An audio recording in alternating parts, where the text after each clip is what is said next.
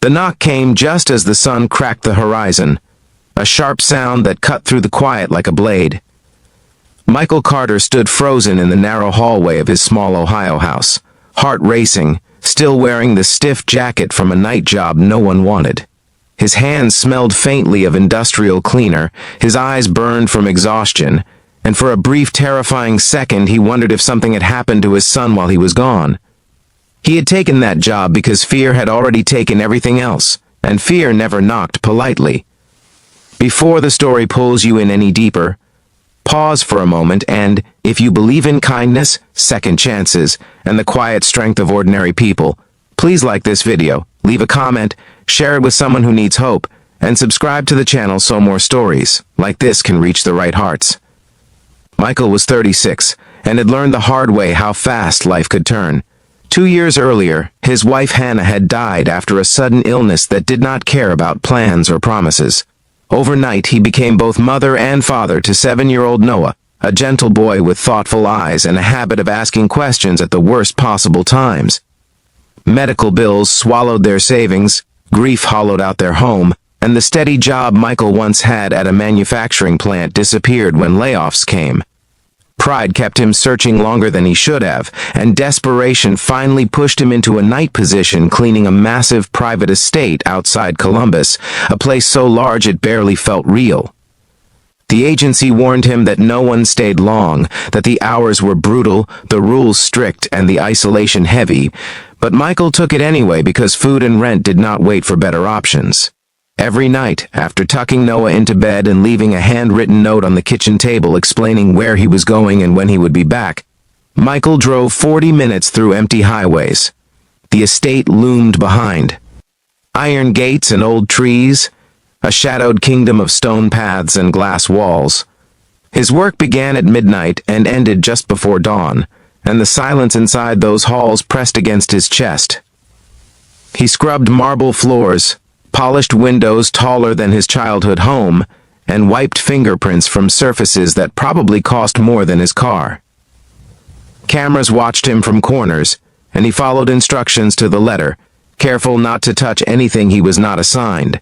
The owner, a reclusive billionaire named Jonathan Reed, was rarely seen and never spoken to, known only through a set of typed rules and the occasional distant light flicking on somewhere far above. The job took a toll almost immediately. Michael slept in fragments, caught between Noah's school schedule and his own collapsing energy. He missed a parent-teacher meeting because his body gave out, and guilt followed him like a second shadow. Noah tried to be brave, packing his own lunches and pretending not to notice when his father stared too long at nothing. Bills still stacked up, and there were nights Michael questioned whether the sacrifice was worth it. Yet, each morning, he reminded himself that this was temporary, that endurance was a form of love, and that his son's future mattered more than his comfort. One night, near the end of his shift, Michael noticed something different. A room he had been told never to enter stood partially open, light spilling onto the hallway floor. Inside, he saw shelves lined with photographs, not of business triumphs or awards, but of ordinary moments frozen in time. There was a younger Jonathan Reed smiling beside a woman with warm eyes, children running through a backyard, holidays that looked almost painfully normal. The sight startled Michael because it stripped the legend down to something human. He cleaned carefully, more gently than required, and left the room exactly as he found it, unaware that unseen eyes had noticed not just his work, but his restraint. The weeks passed, and Michael's exhaustion deepened. One morning, as he drove home under a pale pink sky, his phone buzzed with a school number. Noah had fainted during gym class, overwhelmed and underfed, because Michael had miscalculated groceries to stretch their budget. Shame burned hotter than fear as Michael rushed to the school, holding his son afterward, and promising things he did not know how to deliver. That night, he returned to the estate heavier than ever, moving through his tasks like a man underwater, praying silently for a break that never seemed to come. What Michael did not know was that Jonathan Reed had been watching patterns. The billionaire had built his empire on observation, And lately he had been observing the quiet cleaner who never stole, never cut corners, and once used his own jacket to cover a broken window to keep rain from damaging the interior before reporting it. Security reports mentioned Michael's punctuality, his spotless record, and the way he lingered a moment too long in the photo room, not with greed, but with something like reverence. Jonathan, a man who had lost family and trust in equal measure, felt a faint echo of something he thought was gone. The knock at Michael's door brought all of this together in a single breathless moment. Standing on the porch was a black car that did not belong in his neighborhood, and a man in a tailored coat whose presence bent the air around him. Jonathan Reed introduced himself without ceremony, his expression unreadable as he took in the modest house, the cracked steps, and the tired single father gripping the doorframe to stay upright. Michael's mind raced through fears of mistakes, of rules broken, of losing the only job he had left. Instead, Jonathan stepped inside, noticing the drawings on the fridge, the packed lunches, and the faint smell of coffee brewed too strong to fight exhaustion. Jonathan spoke of observation and character, of how wealth made it difficult to know who to trust, and how Michael's quiet consistency had done something rare. He explained that the night job had been designed to test reliability over comfort, and that few lasted more than a week. Michael listened, barely breathing, as the billionaire laid out an opportunity that felt unreal. It was not charity, Jonathan made clear, but investment.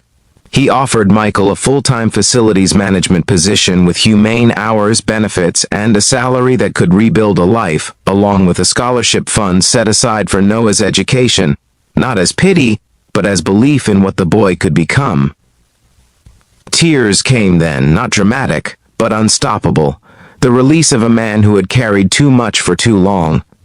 Michael thought of Hannah, of promises whispered in hospital rooms, of nights spent choosing between sleep and survival.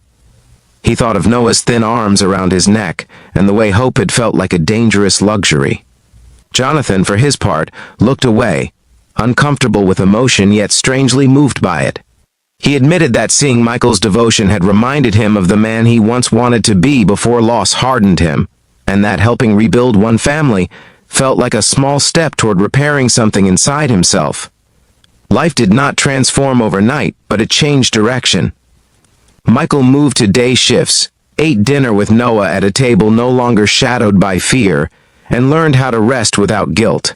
He grew into his new role, respected by staff who saw in him a leader forged by hardship.